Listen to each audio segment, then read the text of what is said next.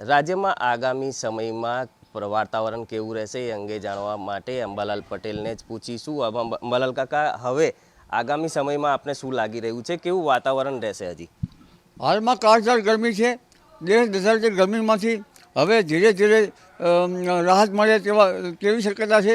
બંગાળના ઉપસાગરનું જે ચક્રવાત છે એ તારીખ 24 થી 26માં ભારે તબાહી સૂચક રહેશે અને ત્યાંનો ભેજ અને અરબ સાગરનો ભેજમાં વિન્ડ ગસ્ટ ડબલી રહેશે અને જેના કારણે તારીખ 26 થી 4 જૂન વચ્ચે 26 મેથી 4 જૂન વચ્ચે વરસાદ થશે અને ગરમીમાંથી ઘણી રાહત મળશે।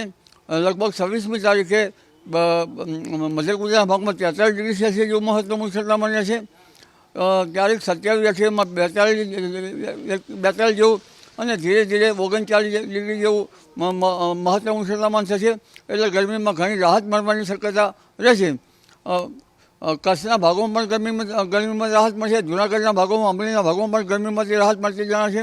એટલે હવે ધીરે ધીરે ગરમીમાંથી મોટી રાહત મળતી જણાશે અને તારીખ 26 થી 4 જૂન વચ્ચે આંધી વંટો સાથે કેટલાક ભાગોમાં વરસાદ થશે, પણ તારીખ 26 થી 28માં વિન્ડ ગસ્ટ ડબલી હશે। અમદાવાદના ભાગોમાં લગભગ 40 કિલોમીટર ઉપરની વિન્ડ ગસ્ટ આંચકાનો પવન ફૂંકાશે। કચ્છના ભાગોમાં 50 કિલોમીટર ઉપર આંચકાનો પવન ફૂંકાશે। જૂનાગઢના ભાગમાં પણ આંચકાનો પવન ફૂંકાશે। ઉત્તર મધ્ય ગુજરાતના ભાગમાં આંચકાનો પવન ફૂંકાશે। એટલે હવે વિન્ડ ગસ્ટ અને ધૂળભરી આંધીઓ સાથે સાથે હવામાનમાં પલટા આવશે અને બંગાળ ઉપસાગરમાં જે ચક્રવાત થયું છે તેના કારણે આંદામાન નિકોબાર ટાપુ પર ચોમાસું બેસી ગયું છે, તે લગભગ 28 મે સુધીમાં દક્ષિણ ભારતના શેરા સુધી ક્યાંક વરસાદ આવી શકે, પરંતુ આ વાવાઝોડું મ્યાનમાર તરફ જતાં રિકવર કરશે અને રિકવર કરીને પાછું પશ્ચિમ બંગાળમાં તે વરસાદ વરસાવી શકે તેમ છે। જી, ખાસ કરીને આ બંગાળના ઉપસાગર ઉપરનું જે વાવાઝોડું છે તેની અસર કેવી રહેશે અને ગુજરાતનું નિરંતર ચોમાસું કેવા પ્રકારથી શરૂ થશે? બંગાળ ઉપસાગરનું જે વાવાઝોડું છે તેની અસર તેના ભેજવાળા પવનો આવશે, તેની અસર તો રિકવર થઈ પશ્ચિમ બંગાળ ઉપર થશે, છત્તીસગઢ અને આંધ્ર ઓડિશા દક્ષિણ પૂર્વ તટો પર થશે, પણ અરબ સાગરનો ભેજ વધારે આવશે। નિરંતર ચોમાસાની હજુ વાર છે। તારીખ 7 થી 14માં ચોમાસું આવી જશે। તારીખ 14 થી 28 મે વચ્ચે કોઈ ભાગમાં વરસાદ આવવાની શક્યતા રહેશે અને આ સમયમાં કેટલાક ભાગમાં નિરંતર ચોમાસું આવશે, પણ સેચ્યુરેટેડ ચોમાસું જૂન, જુલાઈ અને ઓગસ્ટમાં આવવાની શક્યતા રહેશે। જી, ખાસ કરીને અત્યારે આગ ઝરતી ગરમી પડી રહી છે, કેટલું તાપમાન હજી પણ રાજ્યના અનેક ભાગોમાં લાગી રહ્યું છે 26 તારીખ સુધી?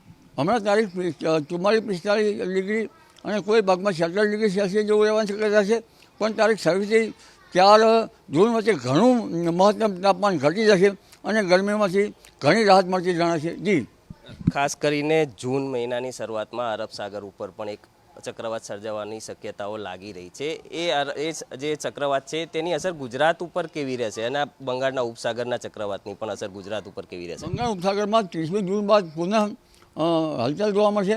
અરબ સાગરમાં લગભગ મહિના એન્ડમાં જૂનની શરૂઆતમાં હલચલ જોવા મળશે। 8મી જૂને દરિયામાં પવનો બદલાશે અને ત્યારબાદ ભારે પવનની ગતિ સાથે આ અરસામાં રાજ્યના ભાગોમાં વરસાદ થવાની શક્યતા રહેશે, પરંતુ આ નિરંતર ચોમાસું ન કહી શકાય।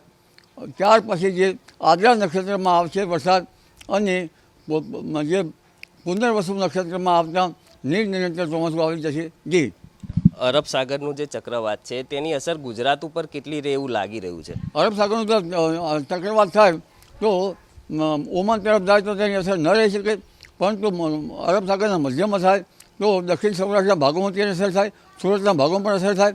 હમણાં જે આંધી વંટો સાથે વરસાદ થવાની શક્યતા છે એ હવાના વલસાડના ભાગો, સુરતના ભાગો અને દક્ષિણ સૌરાષ્ટ્રના ભાગોમાં થવાની શક્યતા રહેશે અને ગુજરાતના ભિન્ન ભિન્ન ભાગોમાં આ રોહિણી નક્ષત્રનો વરસાદ થવાની શક્યતા રહેશે। જી,